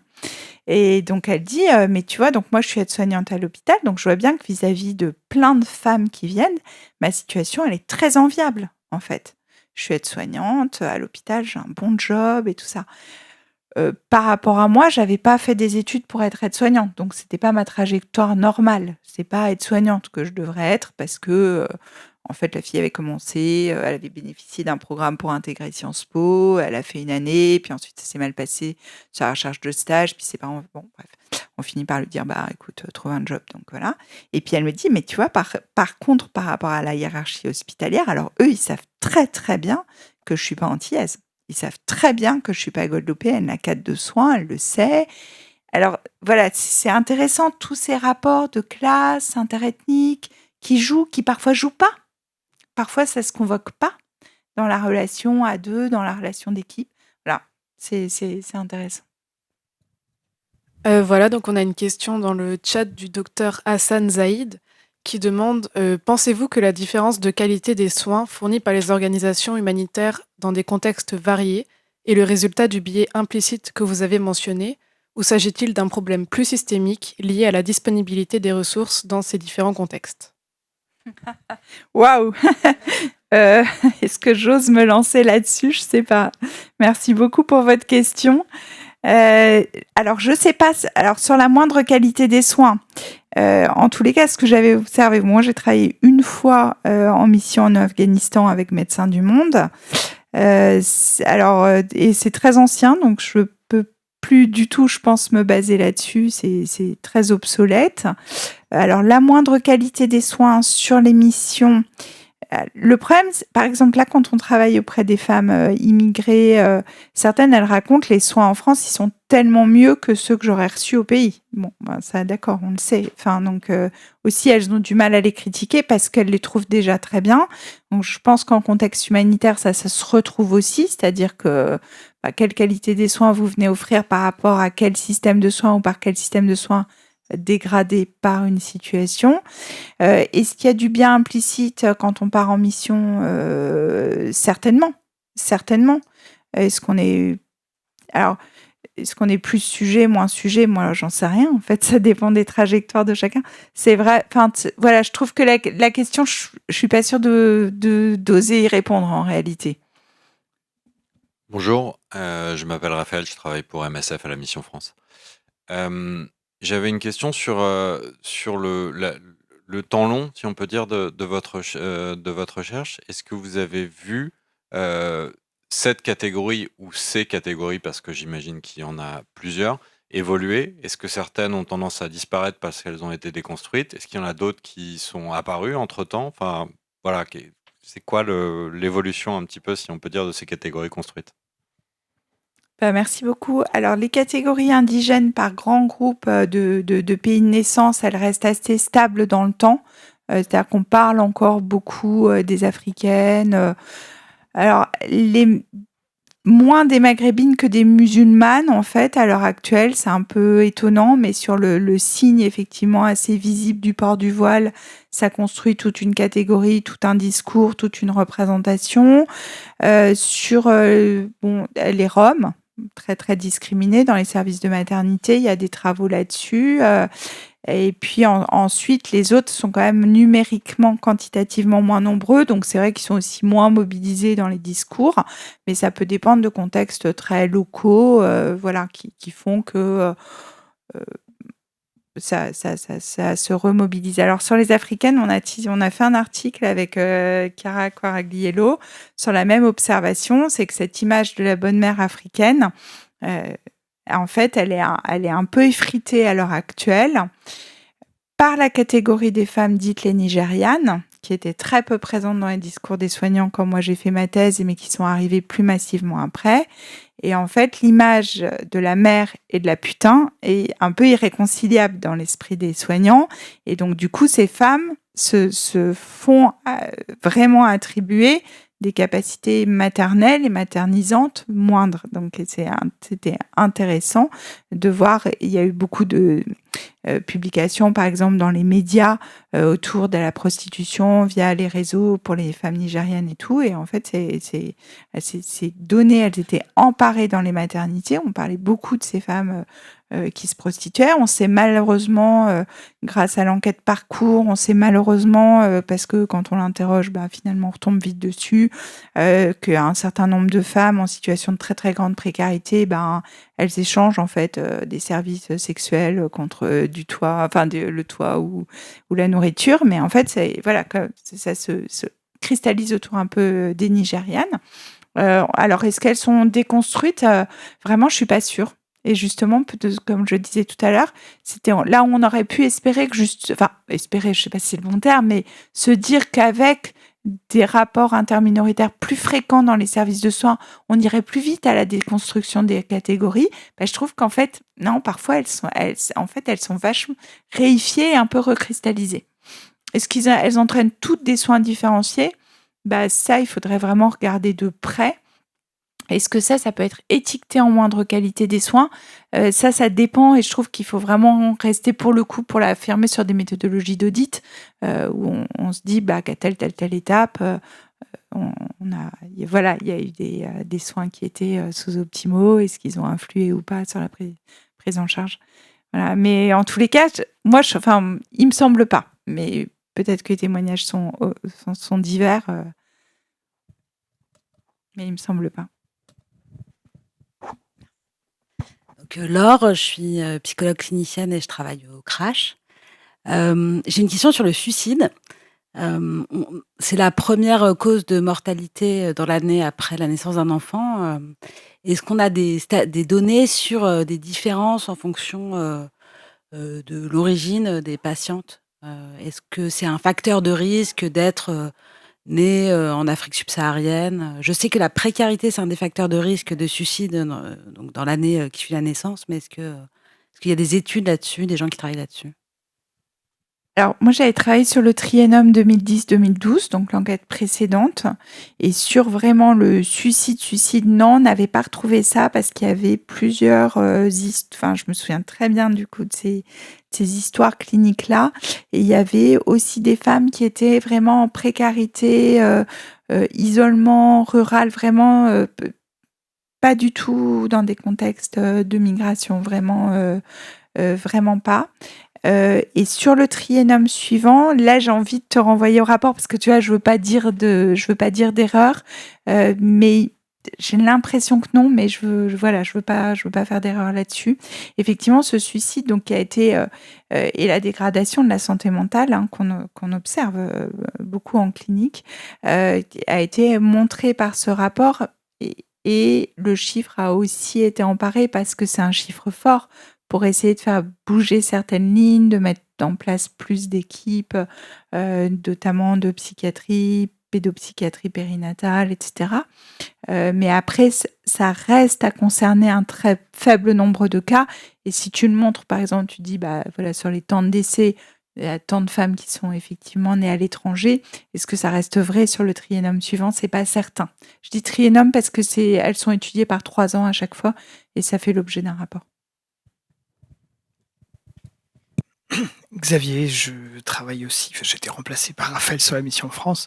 Sur cette question, sur les pistes que vous avez ouvertes à la fin de votre présentation, il y a 2 choses qui, sur la mission France, nous fait violemment écho. C'est l'absence de traducteurs et l'obstacle de fait que ça représente pour une égalité de prise en charge, voire une prise en charge tout court, c'est-à-dire tout simplement pour avoir accès aux bons services pour rencontrer les bonnes personnes. Et c'est un vrai... Je me demande comment, à la place de sociologue, mais aussi de soignante, vous poussez sur ces questions, parce qu'on est vraiment en recherche d'alliés pour porter cette question-là, qu'on a du mal à voir. Et je trouve qu'elle est même source de violence institutionnelle, c'est-à-dire les soignants ne comprenant pas leurs patients finissent par en vouloir à ces patients qu'ils ne comprennent pas. Je pense que c'est quand même une des caractéristiques et les trouvent compliqués parce qu'ils ne comprennent pas. Et donc, c'est vraiment une source d'exclusion, il me semble, majeure. Le deuxième point, c'est que vous avez parlé de ce tableau aujourd'hui. Je ne sais pas comment on pourrait le dater, mais sur le fait que les femmes qui arrivent aujourd'hui ont été victimes de violences bien plus que ce qui pouvait être observable. Alors d'abord, est-ce qu'on les voyait moins avant et est-ce qu'il y a une réalité, est-ce qu'on peut objectiver un peu l'augmentation des violences? Nous, on les voit de manière très claire. Et la question que ça suscite pour moi, c'est est-ce que dans la prise en charge de la grossesse et de l'accouchement, les violences sexuelles sont prises en compte et qu'est-ce qu'elles peuvent éventuellement susciter dans la prise en charge? Là aussi, parce que je pense à ce que vous avez dit sur les femmes nigérianes, la limite entre prostitution, viol, violence sexuelle, elle est ténue. Et donc, comment est-ce que ça participe? Est-ce que c'est est-ce qu'il y a une reconnaissance d'une victimisation en fait des femmes africaines et de ce qu'elles ont pu vivre, ou est-ce que ça fait écran, ou est-ce qu'il n'y a pas un mécanisme un peu défensif qu'on a pu observer nous vis-à-vis de la violence subie par ces femmes, qui fait qu'on ne veut pas les entendre, on ne veut pas le voir, y compris dans l'accompagnement, dans la grossesse. Voilà, je déplie un peu de ces questions, mais merci. Alors là, j'ai l'impression que la question de la violence, elle n'est pas éludée à l'heure actuelle. Après, là, je vais partager, ce sont des données cliniques, entre guillemets, c'est la maternité dans laquelle j'exerce, là. Très clairement, on a maintenant des collègues psychiatres et pédopsychiatres qui travaillent avec nous et qui effectivement accompagnent ces femmes dès qu'elles leur sont adressées pendant la grossesse, éventuellement leur proposent des traitements effectivement pour un vécu de la grossesse meilleur, essayent de les accompagner par la suite, elles peuvent encore être en lien avec eux, etc. Donc j'ai l'impression qu'il y a une vraie écoute autour de ces formes de violence. Qui sont très multiples. Est-ce qu'elles sont vraiment plus exposées ou est-ce que juste on l'écoute plus? Écoute, moi je sais pas, enfin, j'ai l'impression vraiment, on se retrouve à la lecture de certains dossiers, mais vraiment, c'est abasourdissant ce qui se passe sur certaines routes migratoires, quoi. Alors, dans ces proportions-là, je pense que c'est vraiment un phénomène. Pardon, là, c'est pas montré, mais j'ai quand même envie. C'est une collègue qui racontait ça, qu'une psychiatre palestinienne, elle écrit j'ai pas beaucoup de temps, mais j'ai quand même envie de vous le dire. Donc là, moi, j'ai pas beaucoup de preuves, mais j'ai quand même envie de pouvoir dire que si, là, vraiment, ce qui se passe sur le corps des femmes, sur les parcours migratoires, lors des traversées, lors des arrivées en Europe, lors des arrivées en France, dans leur quotidien et tout, il me semble qu'on a atteint vraiment des niveaux de violence. Et heureusement pour certaines d'entre elles, heureusement plein d'autres sont préservées de tout ça, évidemment, mais il y en a quand même qui vivent des histoires hyper traumatiques. Il me semble pas qu'on rencontrait ça dans le quotidien de nos cliniques. Et il me semble pas qu'on était complètement sourd à ça. Parce que franchement, dans la relation de soins d'une femme que tu prends en charge pour sa grossesse, son accouchement, elle raconte plein de choses en fait. Et donc, non, j'espère, en tous les cas, je pense pas que c'était qu'on était sourd à ça, mais il se passe des choses très différentes de ce qui s'est passé par le passé. Après, il se passait des choses dans les familles, il s'en passe partout dans le monde. Voilà, personne est... Malheureusement, on voit avec tous les mouvements que plein de gens sont pas à l'abri, ni de l'inceste, ni de rien dans les violences. Mais en tous les cas, voilà, je trouve que ce qui se passe sur les routes migratoires, la violence et la manière dont, en fait, après, finalement, nos politiques de non-accueil, de non-intégration leur donnent aussi pas beaucoup de billes pour se relever, sont quand même très particulières. Et j'ai l'impression qu'il y a une écoute. C'est quand même une écoute avec les moyens du bord, puisqu'il y en a quand même qui sortent alors au 115 et probablement quelques jours après à la rue avec les enfants. Donc, vraiment le cercle vicieux hyper violent. Est-ce que nous, on peut faire du plaidoyer avec vous en tant que sociologue et soignant sur les médiateurs et les traducteurs volontiers via l'Institut Convergence Migration, là, dans lequel on est certains à se rencontrer, bien sûr, volontiers. Moi, dans le quotidien d'un service, après, faut rester un peu modeste. C'est vrai que voilà, je révolutionne pas le fonctionnement d'un service quand j'y vais. Ça, je crois qu'on l'a tous observé à l'échelle individuelle, ça marche pas. Mais des actions à l'échelle collective, oui, volontiers. Merci. Je profite d'avoir le micro pour aussi faire un petit commentaire et poser une question. Déjà, merci beaucoup parce qu'il y a beaucoup de choses qui font écho à notre pratique aussi. Vous avez parlé de l'augmentation des cadences à l'hôpital aujourd'hui en France, qui a une influence sur la routinisation des pratiques. Et on travaille quand même très souvent dans des situations où, je pense, le ratio équipe soignante, nombre de patients est vraiment très différent, encore pire probablement que dans les hôpitaux en France. Et donc, je pense que c'est une limite c'est probablement un des facteurs qui fait que on est moins dans le soin individualisé, voire pas du tout en fait. Donc ça, moi j'ai vraiment fait le rapprochement en vous écoutant. Je me demande, donc les catégories existent toujours, des nouvelles sont créées. Donc finalement, le soin différencié, voire la discrimination existe toujours, mais il y a des domaines dans lesquels des progrès sont faits, puisque vous l'évoquiez, sur l'accès à par exemple, un support en santé mentale, psychologique, psychiatrique. Là, des barrières ont été repoussées. Alors, quels sont les leviers, quels sont les facteurs de ces changements positifs, quoi, s'il en existe. En prenant cet exemple-là, d'ailleurs, parce qu'évidemment, je pense que raisonner de manière générale, c'est difficile. Merci beaucoup pour cette perspective un peu plus joyeuse que vous proposez. Qu'est-ce qu'on pourrait dire là sur les leviers, donc là pour le coup c'était une des retombées du rapport des 1000 jours, et puis tout de suite après l'INSERM et Santé publique France ont publié ce rapport sur la mortalité maternelle, et tac ça a fait écho, et donc pour déployer des équipes en psychiatrie périnatale et tout ça. Ensuite, qu'est-ce qu'on peut... c'est pas... Oui, alors redonner du temps, effectivement. Là, il y avait certaines collègues, par exemple, de PMI dans une recherche un peu récente que j'ai menée, certaines collègues de PMI qui avaient mis en place des consultations précarité. Alors là, c'est vrai qu'elles prennent le temps d'être très attentives aux femmes, de les réancrer dans leur histoire personnelle, dans leur histoire de vie, dans leur histoire de maternité.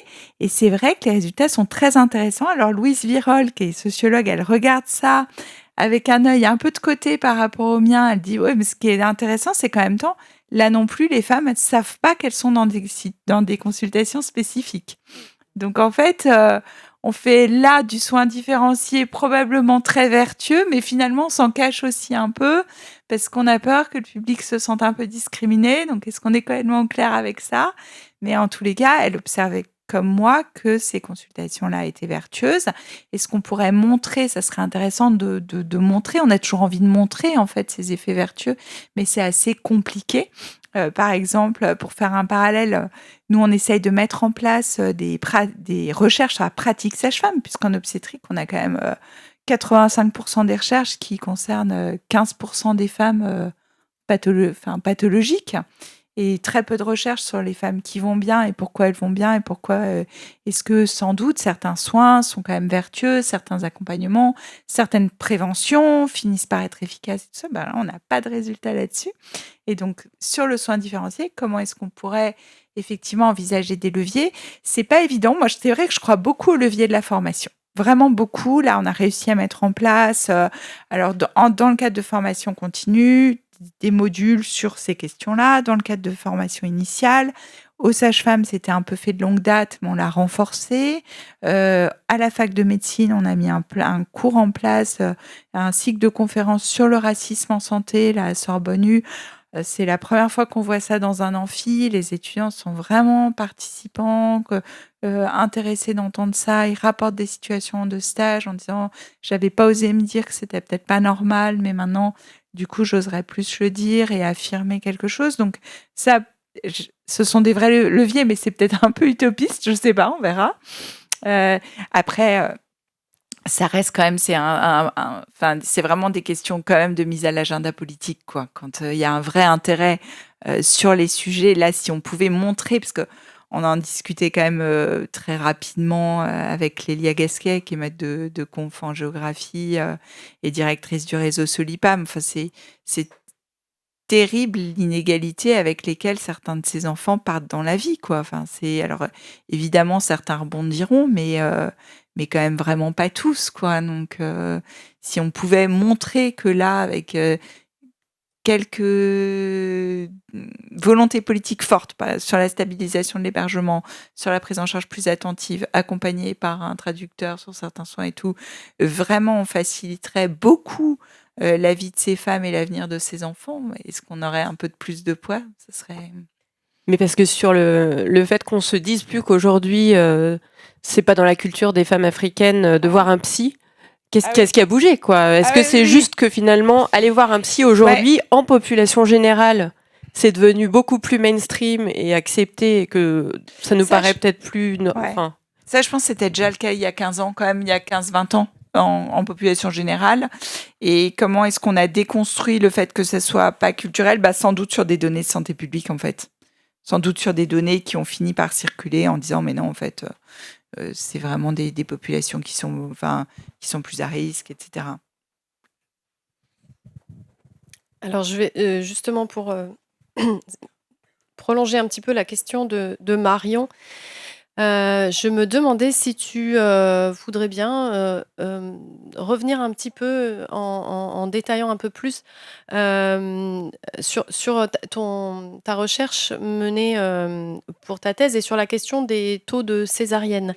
Puisque finalement, ça, renvoie à la question des catégories, dont tu écrivais dont tu disais tout à l'heure, que certaines sont fondées médicalement et d'autres non fondées médicalement. Et il me semble que dans ton travail, tu montres comment une prise de conscience par les soignants de ce taux excessif de césarienne qui était initialement justifié sur des critères biologiques, et ben finalement, le fait même de confronter les soignants avec ça a permis de faire descendre le taux. Alors que eux-mêmes étaient dans la croyance de quelque chose justement de fondé, alors pas médicalement, mais biologiquement. Et donc ça montre aussi comment cette notion de biologique peut être un petit peu poussée dans ses retranchements.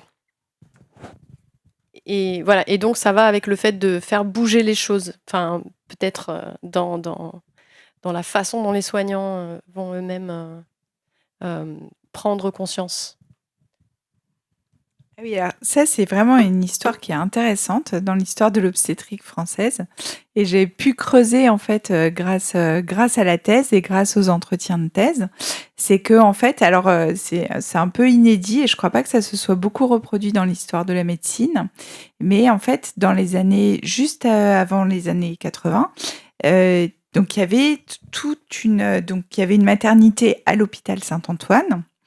Donc dans le 12e arrondissement à Paris, la maternité n'existe plus maintenant, et le chef de service et son équipe ont été convoqués par les autorités diplomatiques sénégalaises qui leur ont dit « vous césarisez beaucoup trop nos femmes ».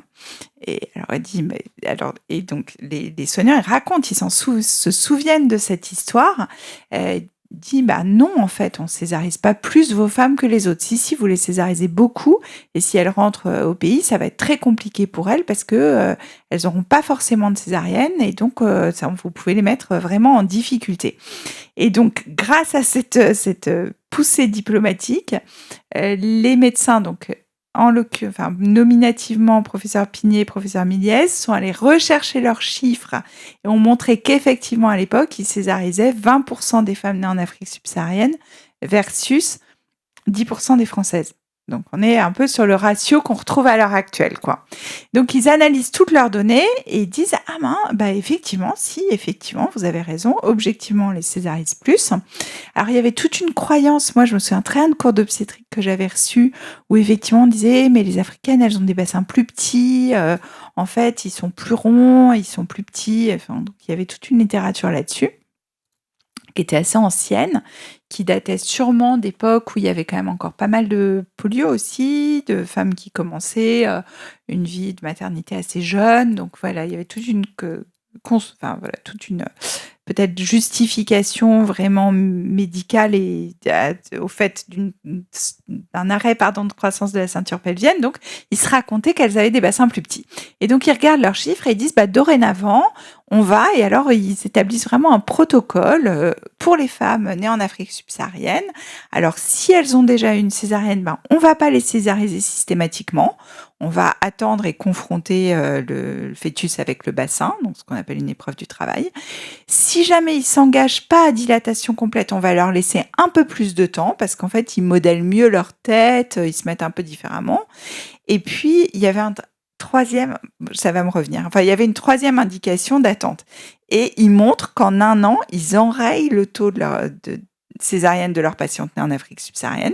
Ils le ramènent à 10%, comme toutes les autres. Et donc, il y a des communications, un article qui est fait dans une revue qui n'a jamais fait le virage du numérique, malheureusement. Donc, l'article n'est plus trouvable. Et puis ensuite, il y a une équipe de Toulouse et une équipe de Caen, je crois, qui publient la même chose. On a appliqué le protocole de Pigné, etc. Effectivement, nous aussi, on a enrayé le taux de césarienne. Et non, sans morbidité. Alors, c'est sans morbidité associée, ni pour la mère, ni pour le bébé, sauf qu'on est sur des cohortes hospitalières, donc on est sur des des petits échantillons, des petits nombres, mais voilà, sur ce qu'ils arrivaient à montrer. Mais merci de me poser la question, parce que justement, je n'arrive pas à refaire cette étude. Ça fait des années que j'harcèle des collègues épidémiologistes pour refaire cette étude avec moi. Et en fait, ils me disent, mais non, parce que justement, il y a trop de biais. Donc, on va pas réussir à montrer que c'est sans diminution de la morbidité pour le bébé. On va pas réussir à avoir d'assez grandes cohortes, etc. Donc, on ne se lance pas à réexplorer. Dans les enquêtes nationales périnatales, par exemple, on voit ces taux de césarienne très élevés pour les subsahariennes. Mais en fait, la cause de la césarienne est très mal renseignée. Donc, on voit pas si on pourrait travailler sur la cause. Après, voilà, donc en fait, tout est un petit peu emmêlé, qui fait qu'on retravaille pas vraiment cette question en profondeur et que finalement, quand on regarde sur les données de cohorte, on les retrouve beaucoup plus césarisées que les autres, sans vraiment arriver à comprendre pourquoi. Alors, on a essayé, il y a un collègue là, Elias Ria, avec son équipe, ils ont travaillé sur une cohorte qui avait été faite dans des hôpitaux du Nord parisien, qui s'appelle Précaire. Et là, ils ont très bien montré qu'en fait, c'était des femmes qui avaient eu un utérus cicatriciel précédemment, qui étaient plus recésarisées. Alors là, on sait, c'est documenté parce qu'on pense que la qualité de la cicatrice est peut-être moindre, parce qu'on n'a pas de compte-rendu opératoire, parce que. Mais en fait, à part donc cette petite typicité sur cette indication-là, en fait, on retrouve quand même ce taux qui est majoré sur toutes les autres catégories de la césarienne. Donc voilà, on a vraiment du mal à retravailler dessus. Mais en tout cas, je trouve que l'exemple est vraiment intéressant. Puis finalement, rejoint un petit peu la réponse à laquelle on est arrivé à tout à l'heure, c'est que quand il y a des volontés politiques, quand il y a des quand il y a des pressions là, diplomatiques ou politiques, finalement, ça fait bouger les lignes mieux que le reste, quoi.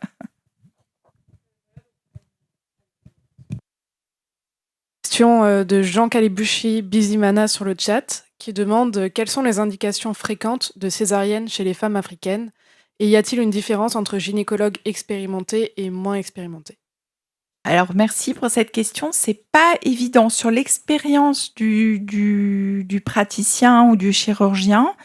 Il y a des hypothèses, c'est très difficile à montrer parce que souvent c'est quand même des équipes qui comportent et des seniors et des juniors et donc du coup c'est un peu difficile de montrer. Alors là, il y a un très beau travail que j'ai entendu de l'équipe de Besançon qui travaillent beaucoup sur leur taux de césarienne et sur des indications très précises. Et là où l'expérience va jouer, c'est notamment sur les accouchements par le siège.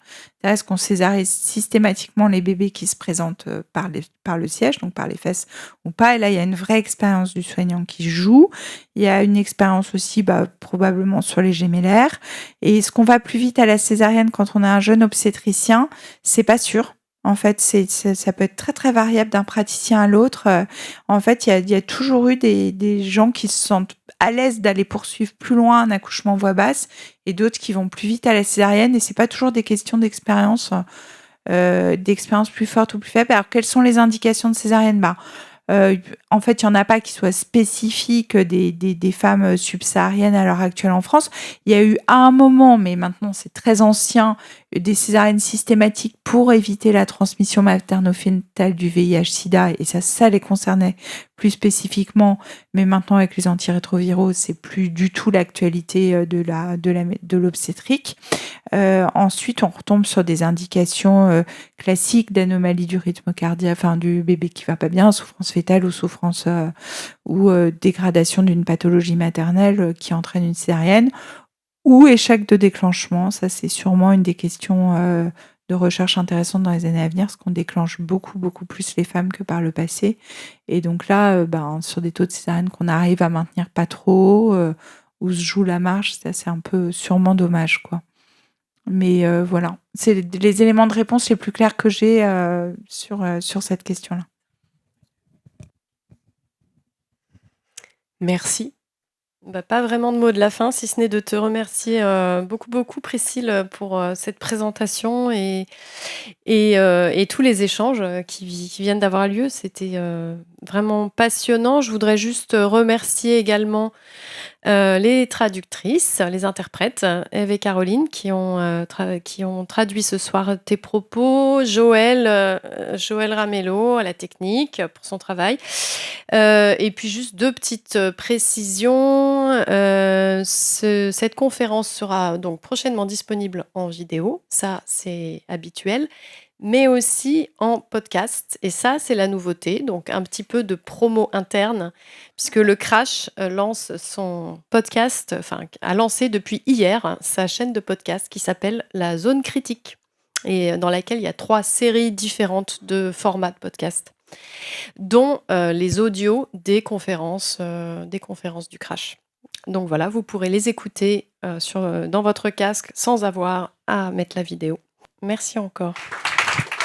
Merci à vous, vraiment.